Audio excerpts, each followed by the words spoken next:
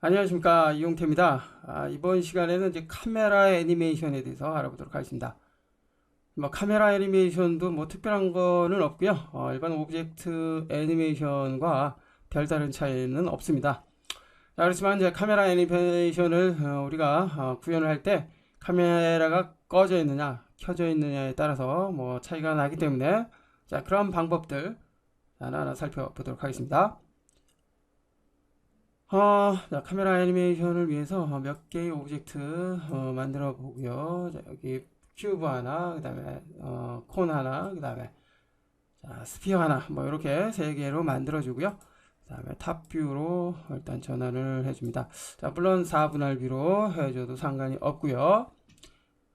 자, 스피어의 위치는 자, 탑뷰를 기준으로 했을 때 좀 축소를 해주고요. 자, 요 정도의 위치 됐나요? 자, 조금 더 축소를 해줍니다. 자, 그 다음에 콘의 위치는 자, 요 정도의 위치 됐죠? 자, 이렇게 서로 다른 위치로 만들어줍니다. 자, 이제 카메라가 배치된 요 세 개의 오브젝트를 차례대로 촬영을 하게 될 겁니다. 이동을 하면서. 자, 이것을 이제 카메라 애니메이션, 즉 카메라 워크라고 하죠. 자, 이제 카메라 세팅을 위해서 퍼스펙트 뷰로 다시 전환을 해 주고요. 확인을 해보면 자, 이렇게 되어 있네요. 자, 이 상태. 자, 이전 강좌에서도 언급을 했던 것처럼 카메라를 세팅을 하기 전에는 자, 반드시 뷰포트 내에서 카메라가 적용이 되는 그 시점을 설정을 해 주는 것이 좋다 그랬죠. 자, 가령 자, 여기가 첫 번째 시점이다 라고 한다면 자, 이렇게 잡아줍니다. 자, 이렇게 잡아주고요. 자, 이렇게 해볼까요? 이렇게 잡아줍니다. 자, 여기에 이제 첫 번째 이제 카메라가 최초에 배치될 그 앵글이라고 보시면 됩니다. 자, 이 상태에서 이제 카메라를 만들어줍니다. 자, 기본 카메라 하나 만들어보죠. 기본 카메라 됐고요. 적용이 됐습니다. 자, 이제 카메라를 통해서 애니메이션을 만들어 주는데요. 현재는 이제 카메라가 꺼진 상태입니다. 꺼진 상태에서는 키프레임을 만들어 줘 봤자 애니메이션이 만들어지지 않습니다. 자, 그래서 카메라 애니메이션을 위해서는 카메라가 이렇게 흰색으로 켜져 있어야 된다는 거, 이 부분 기억을 해 주시고요. 자, 이제 카메라를 애니메이션 해주기 위해서 시간을 한 150프레임 정도로 늘려주고요. 파워 슬라이더에 화살표를 쭉 이동을 해서 모든 시간, 즉 프레임 보일 수 있도록 해줍니다. 자, 시작 프레임에 카메라의 위치 이 상태에서 시작합니다. 자, 레코드 버튼 클릭해서 키프레임 만들어주고요. 자, 그 다음에 시간을 어느 정도 이동을 해줍니다. 됐나요? 자, 여기에서 자, 가령 60프레임 정도 잡아볼까요? 60프레임 정도 잡아보고요. 자, 60프레임은 자, 여기 9 가까운 이제 9를 향해 이동이 되게 해줍니다. 자, 9를 향해 돌진, 자, 카메라 돌진 이렇게 이동을 해서요. 쭉 자, 이동을 해주는데 자, 여기부터는 이제 자, 이렇게 잘 이동이 잘 안 되죠? 자, 여기부터는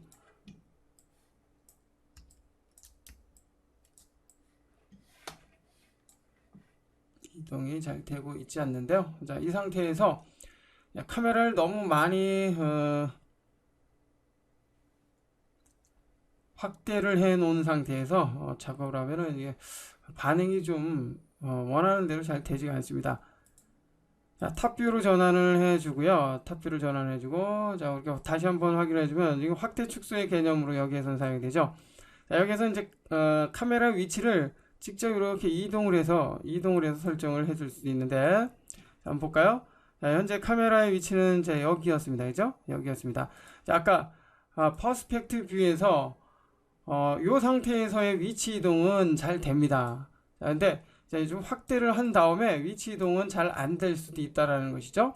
자, 이런 것들을 우리가 참고를 해 가면서 작업을 해주면 되는데요. 먼저 이렇게 확대를 많이 해 놓은 상태에서 그 다음에 이동을 할 때 원활한 그 작동이 잘 되지 않기 때문에 자, 다시 시작점으로 자, 위치를 먼저 잡아주고요. 자, 여기 센터죠. 화살표가 있는 여기 센터 위치 잡아주고 그 다음에 확대를 해주면 이게 더 효율적인 작업이 될 수 있습니다. 자, 이것은 이제 탑뷰를 통해서도 작업이 가능하고요. 그죠?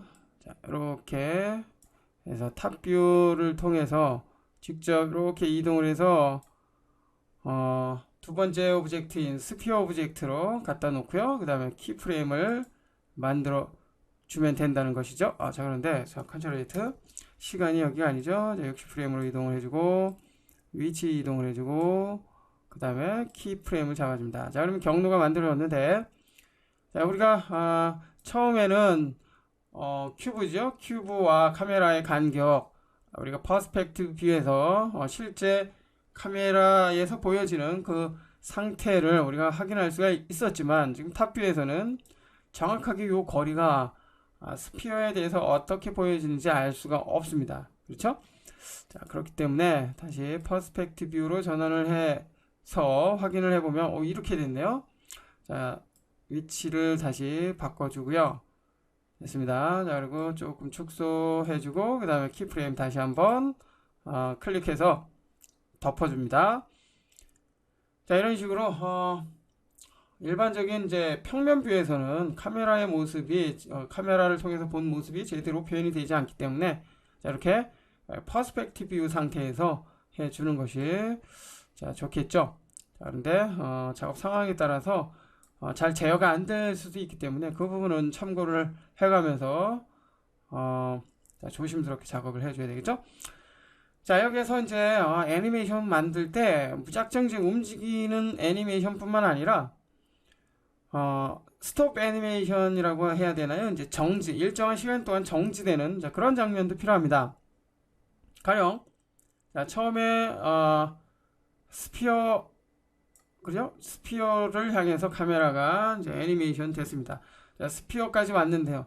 자, 스피어의 이 모습, 현재의 이 모습을 그냥 지나치는 게 아니라 이 상태에서 한 1초 정도 이 상태를 그대로 보여준 상태에서 맨 마지막인 콘으로 이동을 하고자 한다면 자, 원하는 시간 동안 지금의 이 카메라 위치는 이 상태로 머물러 있어야 되겠죠. 자, 그럴 때도 역시 키프레임이 필요합니다. 자, 시간을 1초라고 생각하고 90프레임으로 이동합니다. 60에서 90프레임 동안은 이 상태 그대로 머물러 있게 하기 위해서죠. 자, 지금 멈춰있는 애니메이션입니다. 자, 이 상태에서 90프레임의 키프레임이 필요하겠죠. 자, 90프레임에도 키프레임이 필요한데 90프레임의 키프레임의 속성은 60프레임의 키프레임 속성과 그대로 똑같아야지 60에서 90까지 이 장면으로 그대로 멈춰 있게 되겠죠. 자, 그렇게 해주기 위해서 90프레임으로 이동을 해주면 90프레임에 해당이 되는 이제 속성들이 이렇게 보입니다. 자, 이 속성을 그대로 이제 복사를 기억을 했다가 똑같이 해줘도 되겠지만 자, 이후에 변화가 없기 때문에 즉 키프레임이 없기 때문에 자, 여기서부터 여기까지의 변화가 없기 때문에 자, 90프레임으로 이동을 해서 자, 키프레임을 만들어주면 60에서 90프레임까지 똑같은 속성의 키프레임이 만들어집니다. 됐나요? 자, 이 상태에서 이제 150프레임까지 이동을 해주고요. 그 다음에 이제 마지막 어디 있나요? 이제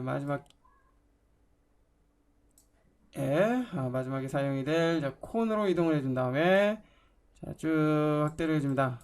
자, 그 다음에 역시 키프레임을 하나 레코드 버튼 클릭해서 만들어주면 자, 이제 애니메이션이 만들어졌죠? 플레이를 통해서 확인해보면 자, 해서 1초 동안 머물러 있다가 자, 이렇게 이동이 되는 애니메이션이 이제 만들어졌습니다. 자, 카메라 애니메이션은 이렇듯 카메라가 켜진 상태에서 이루어진다는 거 기억을 해 줘야 되겠죠? 자, 역시 카메라 또한 카메라에 사용되는 모든 이 파라미터에 대해서도 시간에 따라서 변화를 줄 수 있는 키프레임을 만들어 줄 수 있다는 거 참고하시고요. 상황에 맞게 적절하게 이용을 해 보십시오. 자, 일반적인 카메라 애니메이션은 이와 같이 해주면 되고요. 자, 카메라의 타겟 카메라죠. 뭐 이러한 카메라는 뭐 스플라인을 통해서 뭐 경로를 만들어 주는 것이 좋은데요. 하나 만들어 주기 위해서 새로운 프로젝트 하나 만들어 줍니다. 자, 그리고 자, 뭐 피규어를 하나 만들어 볼까요? 피규어. 자, 됐습니다. 자, 이 상태로 만들어 주고요. 자, 타겟 카메라 하나 만들어 줍니다. 타겟. 됐죠? 타겟 카메라 하나 만들어 주고요. 자, 카메라를 켜 줍니다.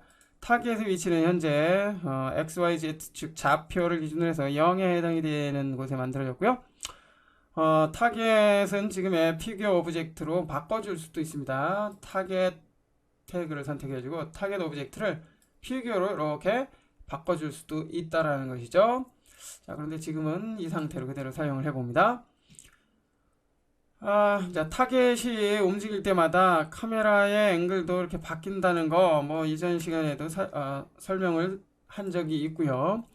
자, 여기에서는 보통 이제, 원 모양의 이제 서클 스플라인을 하나 만들어 준 다음에, 카메라 애니메이션을 주로 사용하게 됩니다. 어떤 제품을 이렇게 한 바퀴 돌면서 촬영하는 뭐 그런 개념으로 보시면 되는데요. 자, 여기서 서클을 하나 만들어 볼까요? 자, 서클을 세우지 말고요. 눕혀줍니다. XZ축으로 해서 눕혀주고요. 그 다음에 크기는 좀 키워줍니다. 자, 여기 이제 카메라가 움직이는 그 레일 정도로 이해를 해 주시면 되겠고요. 자, 이제 카메라를 선택을 해줍니다. 그 다음에 우측 마우스 버튼, 지난 포지 태그, 자, 이전에 살펴봤던 얼라인 투 스플라인 선택. 자, 얼라인 투 스플라인이 만들어졌고요. 자, 카메라의 움직임은 이제 스플라인 패스를 통해서 움직일 수 있도록 서클을 스플라인 패스에 갖다가 딱 적용을 해줍니다. 자, 그러면 이제 카메라 꺼서 카메라 위치를 보면 카메라가 지금 서클에 딱 걸쳐 있죠? 자, 적용이 됐습니다. 다시 카메라를 켜주고요. 자, 지금 서클의 크기와 위치에 따라서 카메라의 앵글이 결정이 나겠죠? 지금 카메라를 꺼주면 자, 이렇게 여기가 지금 어딘가요? 자, 오브젝트의 중간 정도의 위치입니다. 자, 역시 XYZ축을 했을 때 0에 해당이 되는 지점에 서클이 만들어졌기 때문에 자, 요 시점입니다. 가령 서클을 선택을 해주고 위로 올려주면 카메라 앵글은 이제 하이 앵글이죠. 위에서 아래로 내려보는 그런 앵글로 바뀌게 되고요. 자, 카메라를 켜주면 자, 이렇게 바뀝니다. 자, 그리고 서클의 크기에 따라서 카메라와 오브젝트 즉 피사체의 거리가 달라지겠죠. 자, 서클의 크기가 너무 지금 작기 때문에 자, 이렇게 타이트하게 비춰지고요. 자, 여기서 레디어스 값을 좀 증가를 해줍니다. 자, 이렇게 켜보면 앵글이 점점 멀어지죠. 거리가 멀어지죠. 됐습니다. 자, 이제 다시 서클의 위치 조금만 위로 올려서 자, 앵글을 자, 이렇게 잡아줍니다. 됐죠?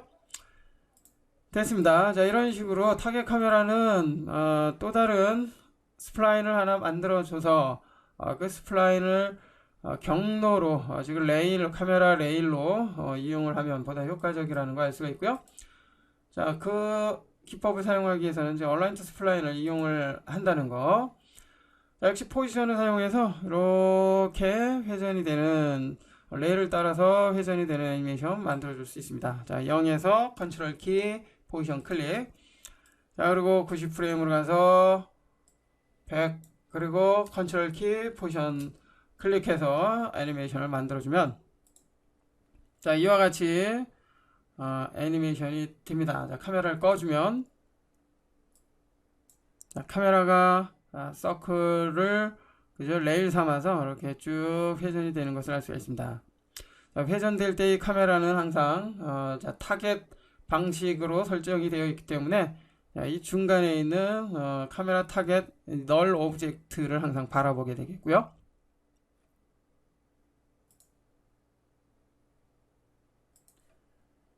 자, 타겟 카메라는 이와 같은 방식으로 이용을 해주면 되겠고요. 이제 마지막으로 자, 뭘 해볼까요? 이제 카메라 모프에 대해서 한번 살펴봅니다. 카메라 모프.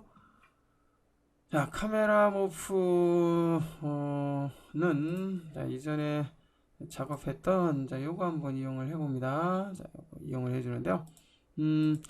자, 여기서 카메라를 일단 꺼주면 자 원래 상태로 가겠죠. 됐습니다.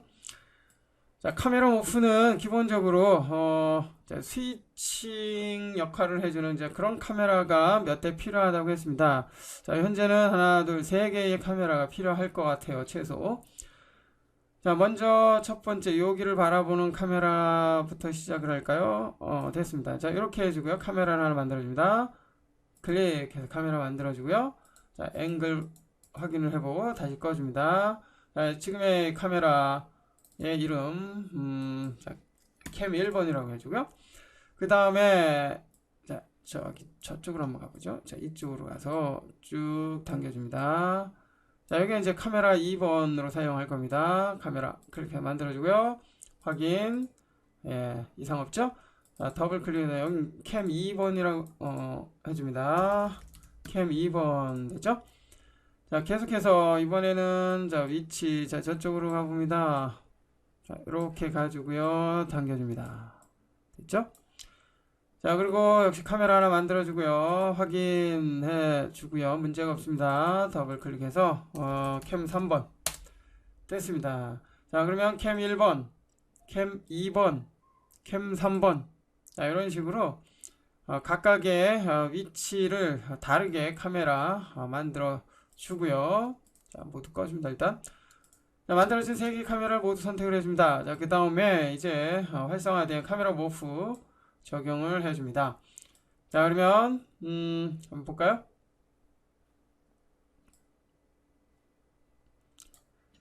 자, 카메라 모프에 사용이 되는 카메라는 총 3대 캠 1, 2, 3번 처음에 만들어진 거 1번, 2, 그죠? 요 순서가 자동으로 정해진 것을 알 수가 있고요. 됐나요? 자 이제 모프 카메라를 켜주면 자 마지막에 그 위치로 이제 세팅이 되는데요. 자 여기에서는 저 위치에 대한 설정 다시 한번 해줄 필요가 있습니다. 그래서 카메라 모프 일단 삭제를 해주고요. 됐습니다. 자 여기서 이제 최초로 카메라 모프로 사용이 될 그 위치 지정을 해주고요. 자 자 3개를 모두 선택해 줍니다. 다시 한번 카메라 모프 적용을 해주고요. 됐나요?